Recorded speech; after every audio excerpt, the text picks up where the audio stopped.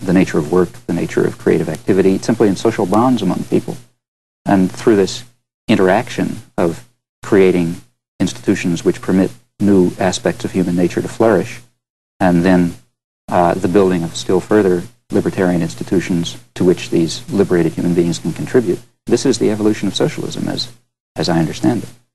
And very finally, Professor Chomsky, what do you think of the chances of societies along these lines coming into being in the major industrial countries of the West, as we refer to them, in the next quarter of a century or so? I don't think I'm wise enough or informed enough to make predictions, and I think the predictions probably reflect personality more than judgment generally about such poorly understood matters. But I think this much at least we can say.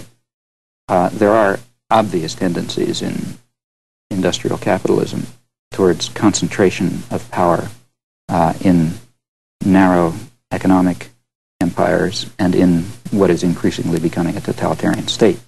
These are tendencies that have been going on for a long time, and I don't see anything stopping them, really. I think those tendencies will continue. They're part of the stagnation and decline of capitalist institutions. Now, it seems to me that that development towards state totalitarianism and towards economic concentration, and of course they're linked, will continually lead to revulsion, to efforts at personal liberation, and to organizational efforts at social liberation. And they'll take all sorts of forms. I mean, throughout all of Europe, in fact, there are, in one form or another, there is a call for what's sometimes called worker participation or co-determination, or even sometimes worker control. Now, most of these efforts are minimal. I think that they're misleading and, in fact, may even undermine efforts for the working class to liberate itself. But in part, they're responsive to a strong intuition and understanding that coercion and oppression, whether by private economic power or by the state bureaucracy, is by no means a necessary feature of human life.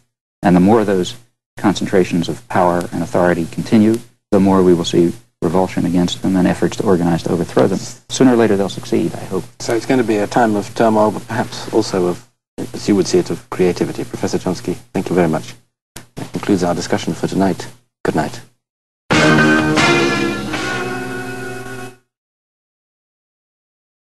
That was Noam Chomsky on Anarchy, Cooperation Without Restraints.